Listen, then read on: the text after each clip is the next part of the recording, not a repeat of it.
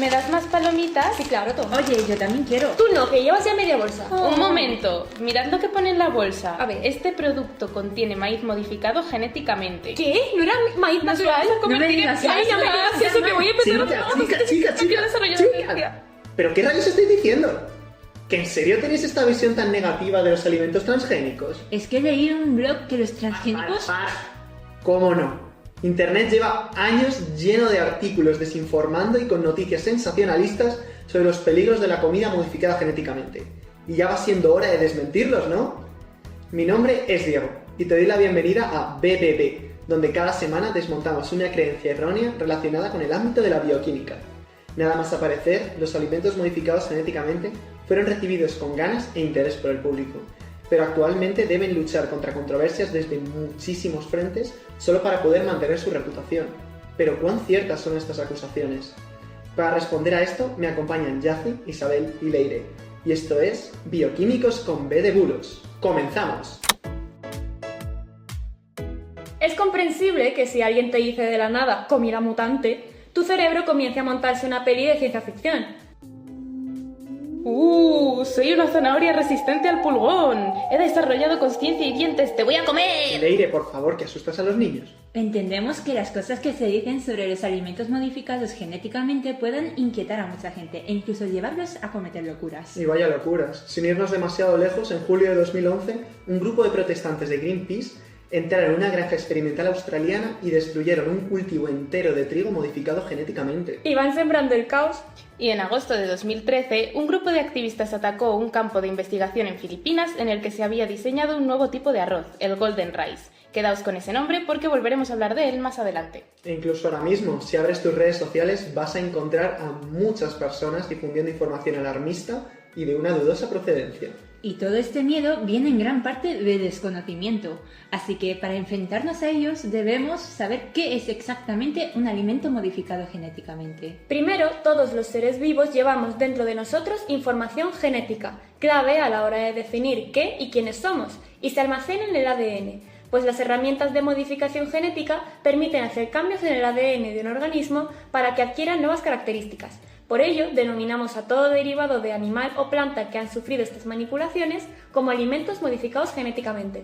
En el año 1994 se comercializó en Estados Unidos el primer alimento modificado genéticamente, el tomate Flavor Saver, capaz de mantenerse firme y fresco durante más tiempo, y fue muy bien recibido por el público americano. Hoy en día, la lista de alimentos transgénicos aprobados para su comercialización ha crecido y existen unos requisitos generales estrictos para que puedan salir al mercado, tales como que no deben tener efectos negativos sobre la salud humana, la sanidad o el medio ambiente. Tienen además que estar correctamente marcados, para que el consumidor pueda saber lo que está comprando, y no puede tener ninguna diferencia nutricional con respecto al alimento original, pero con ciertos matices. Un ejemplo muy interesante es el que hemos mencionado antes, el arroz dorado. Este se diseñó con el objetivo de tratar la deficiencia de vitamina A que afecta a regiones del sur de Asia, ya que este arroz puede sintetizar betacarotenos que son necesarios para producir la vitamina. Con estos ejemplos veis que la modificación genética no es nada del otro mundo y los beneficios están al alcance del cubierto. Sin embargo, su popularidad e imagen no le hacen justicia. Un estudio de la Universidad de California, publicado en 2021, recogió opiniones publicadas en redes sociales sobre los alimentos modificados genéticamente. El 54% de las opiniones eran neutrales, el 32% negativas y tan solo un 14% eran positivas. Y encima, en un 31% de las opiniones predominaba un sentimiento de disgusto. Pero es cierto que hay que considerar el sesgo de que los comentarios negativos se viralizan con más facilidad, así que quizá estaban más representados respecto a la opinión real de la gente. En España la cosa no mejora. En 2016, una mayoría de personas en las encuestas de la percepción social sobre la ciencia atribuían más riesgos que beneficios a los alimentos modificados, cosa que se repitió en 2022. Si es que la gente no se fía, y con razón. No es difícil encontrar blogs multicolor que te sueltan cualquier burrada en nombre de la ecología y el medio ambiente. Que si los alimentos modificados genéticamente pueden provocar infertilidad, que si alergias, daños intestinales, solo falta que aceleren la llegada del fin del mundo. Pero cuando miras quién lo ha escrito, ves que resulta ser un gurú de la naturopatía tratando de venderte sus suplementos milagrosos. Y ya en redes sociales ni te cuento, la cantidad de bulos que circulan es abrumadora. Y hoy hemos traído 2 de los más populares para que sepas cómo mandar a freír espárragos al próximo que te insulte en Twitter por estos motivos. Empezaremos con el que puede resultar más preocupante para los seres humanos, que los alimentos transgénicos provoquen enfermedades. Desde que estos productos se introdujeron en el mercado, se han estado realizando amplios estudios sobre sus posibles efectos en la salud. Las evaluaciones se centran en el riesgo de cáncer, pero también estudia la posibilidad de desarrollar alergias, intoxicaciones y problemas gastrointestinales, en comparación con alimentos no transgénicos.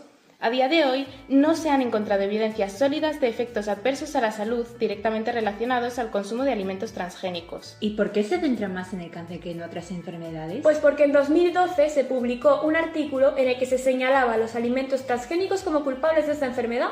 El responsable fue un iluminado francés llamado Gilles-Éric Seralini y aseguraba que las ratas que consumían maíz NK603, modificado para ser resistente al herbicida glifosato, eran más propensas a desarrollar tumores, llegando a incluir en el artículo unas fotos horribles de las pobres ratas. Este estudio se promocionó con un libro y hasta con un documental. Y sin embargo, este artículo se retiró en apenas un año, ya que la comunidad científica estuvo de acuerdo en que los resultados no eran válidos. En el experimento se usó una raza de ratas que son muy propensas a desarrollar tumores de forma espontánea. También se habían utilizado grupos de nada más que 10 ratones, lo que no es suficiente para generalizar los datos. Y lo peor de todo, que ocultó de manera fraudulenta muchos datos que no permitían analizar de forma sólida esos resultados. Hoy en día, el propio Seralini sigue diciendo que sus resultados sí eran válidos. Esto de que los negacionistas se apoyen en artículos retractados o de dudosa validez lo veremos en más capítulos, no os preocupéis.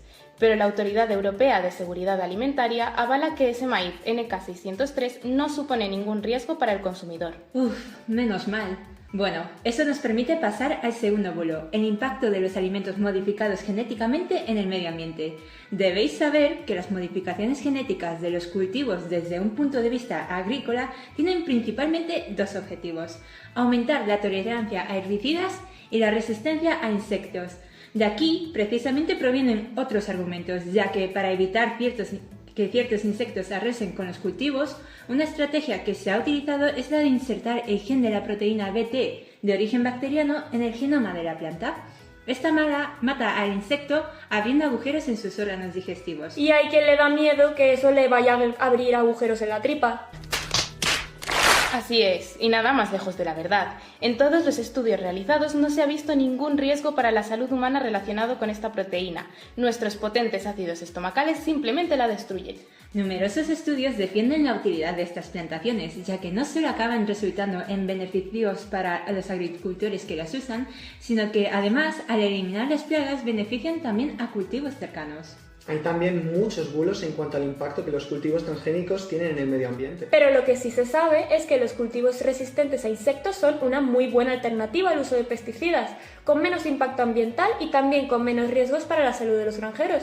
Por otra parte, se teme que la transmisión de genes desde las plantas modificadas a las plantas salvajes pueda tener efectos negativos en la biodiversidad, pero eso es difícil de predecir y su riesgo actual a nivel ambiental y económico es bajo.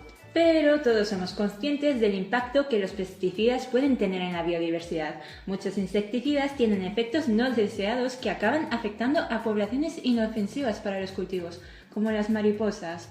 La reducción del uso de pesticidas da lugar a mejoras en la diversidad vegetal y en poblaciones de animales polinizadores. Y para rematar, se ha visto que los pájaros se benefician de la diversidad de cultivos brindada por la incorporación de las plantas transgénicas. El mejor rendimiento de estos cultivos también atañe una reducción de los gases de efecto invernadero, que en Europa podría alcanzar una reducción de hasta el 7,5% de emisiones. Y después de saber todo esto, todavía sigue habiendo desinformación sobre los organismos transgénicos.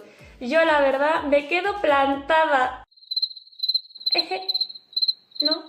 ¿Nadie? Madre mía. Oh. Me llamó mucho la atención un comentario que encontré en un artículo sobre el estudio de los bulos relacionados con los organismos modificados. Prácticamente ninguno de estos era positivo. Ninguno exagerando sus beneficios o diciendo que sea la panacea ni nada por el estilo. Y es que los movimientos antitransgénicos han tenido siempre mucha fuerza. Han sido capaces de polarizar la opinión pública en contra, especialmente en zonas en vías de desarrollo, como el África subsahariana y América Latina, donde podrían ser muy beneficiosos. Han convencido también a empresas y famosos para sacar pecho por estar en contra de transgénicos. Y para rematar, lleva a cabo una dura campaña completamente en contra de su uso, diciendo cosas como que meten genes de ratas en tus lechugas, con el objetivo de generar miedo. Argumentan que este modelo promueve desigualdad, hace daño a la gente y al medio ambiente, y que hay grandes intereses detrás de ello. Sin duda, esos grandes intereses en meter genes de animales en cualquier sitio fueron lo que convencieron a 107 ganadores de premio Nobel a escribir una carta pidiéndoles por favor que paren la campaña.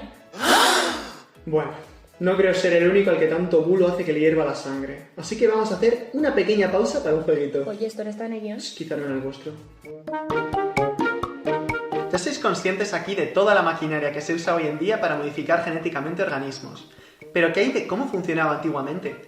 Muchas plantas de ahora no son como eran antes. Gracias a la selección artificial, la humanidad ha estado escogiendo las características que le parecían mejor de sus cultivos y vamos a ver si podéis reconocerlos. Primera pregunta. ¿De qué color fue el primer tomate visto por los europeos? ¿Rojo, amarillo o verde? ¿Qué iba a decir? Blanco. Rojo no va a poder ser porque estas preguntas Rojo tienen es su muy truquillo. evidente. ¿Me Exacto. suena? Yo digo que verde. ¿Amarillo? Amarillo, voy a decir yo también. Yo quiero verde. Y la respuesta es... ¡amarillo! Originalmente los tomates no eran grandes, rojos y jugosos como ahora. Eran de un tamaño mucho más pequeño y el primer tomate descrito por los europeos era de color amarillo.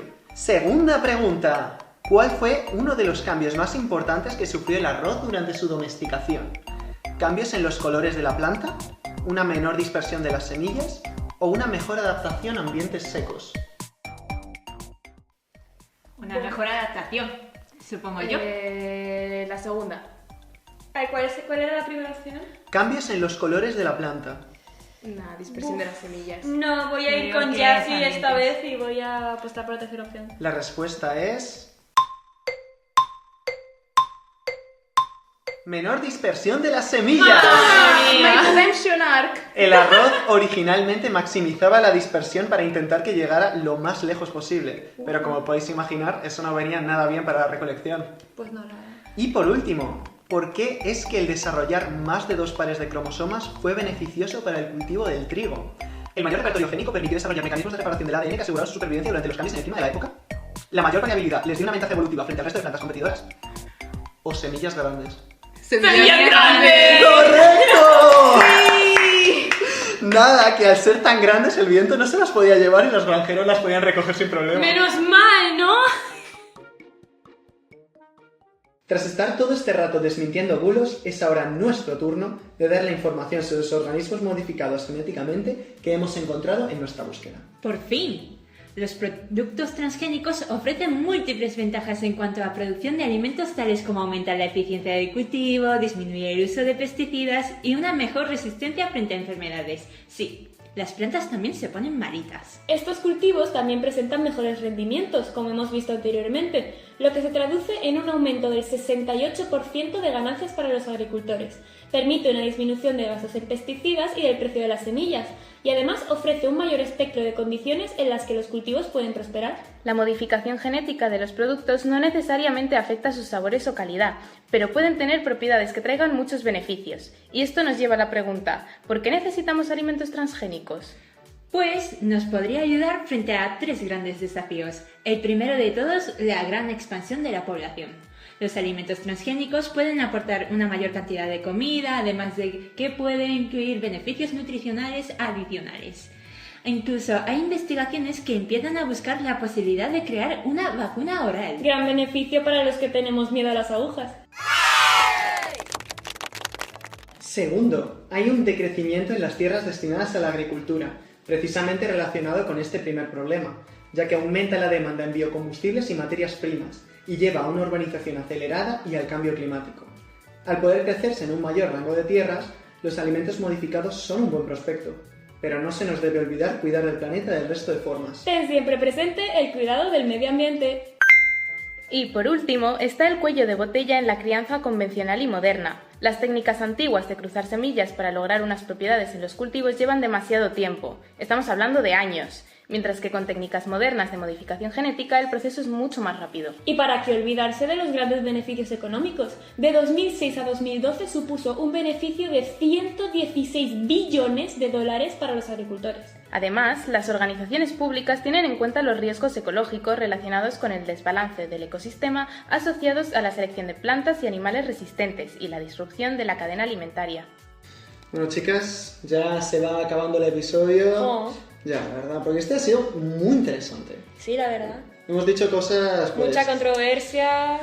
Ya, hay mucho muchos bulo. bulos. Los niveles de bulo eran muy elevados aquí. Por todas además, partes. He de decir que es una pena porque para un tema tan interesante como los alimentos transgénicos y que puede traer tantos beneficios, que haya tanta reticencia entre la gente a aceptarlos. Sí. Es verdad que la gente tiene como muy mal visto el que algo esté cambiado genéticamente. Claro. Es como si se desviara de lo natural. No, es que yo creo que una de las cosas que ocurre, y además una de las principales propagandas que salen todas estas antiorganismos modificados es Eat Healthy. El decir, no, como tiene ese cambio, es que no Es es... más sano, claro, sí. no es- La Ah, gente suele asociar lo natural a lo bueno y lo Sí. artificial a lo malo, cuando no siempre es así. Claro. Y tampoco es que estemos metiendo nada desconocido. No. Claro. Es que esto de modificar genéticamente, para que veáis, lo hacemos en el laboratorio todos los días. Claro. Todas las veces. Sobre todo nosotros, ¿no? Estudiantes de bioquímica. todos los días. A ver, pero es súper Pero, frecuente. o sea, Sí, a ver, Lo vemos en clase todos los días. Para modelos de animales, por ejemplo, el Es- replicar mecanismos de enfermedades ayuda muchísimo a la Es investigación. súper normal, es súper Y normal. además tampoco hay que tener esta preocupación por los alimentos transgénicos que causen daños, porque todo está muy regulado. Hay unas Sí. reglamentos, unas legislaciones muy estrictas en cada uno de los sitios y esto está regulado. O sea, no va a salir nada peligroso al comercio. Por supuesto No, que Claro, no. se hacen estudios para algo. Claro, y Efectivamente. es una locura además los textos que son. Uf, me acuerdo de una película que vi como en segundo de la ESO, que era en contra también de los alimentos modificados genéticamente. No me acuerdo de cuál era el título, pero era sobre la historia de una madre y su hijo. Y al hijo como que de repente le daba una enfermedad y Ay, empezaban a ay. salir como alergias por todas partes, malísimo, ¿Qué? y lo vinculaban con los alimentos modificados genéticamente. Claro, es que eso es todo Hasta del... esos niveles llega. Es que es lo del Sí, sí. sensacionalismo, lo del buscar ahí el golpe, el porrazo Exacto, para, de ciencia para que la ficción. gente tenga miedo. Y Por esto, supuesto. y esto que hemos mencionado de los, ¿cómo se dice? De los negacionistas metiendo miedo y todo esto, Ay, veréis sí. que lo vamos a ver mucho en siguientes Sí, episodios. hay mucho más. Y Sí, me sí, alegro de que lo menciones, porque la semana que viene vamos a salir de nuestro plato y entrar en un tema que puede presentarse en la vida real. Porque desvelaremos el mundo del desarrollo de los fármacos, donde no solo participan especialistas como investigadores o personales sanitarios, sino que también podemos participar todos nosotros. Así que os estaremos esperando aquí el viernes. Ujú, eso la semana que viene. Por ahora podéis encontrar todos los links de la información que hemos utilizado en la descripción, todas las preguntas que tengáis, nosotros las vamos a responder, dejando también la información con ello. Bueno, esperamos que os haya gustado mucho, que hayáis disfrutado mucho de la BBC de los bioquímicos y, pues lo que han dicho, hasta el viernes que viene. ¡Bebe besos!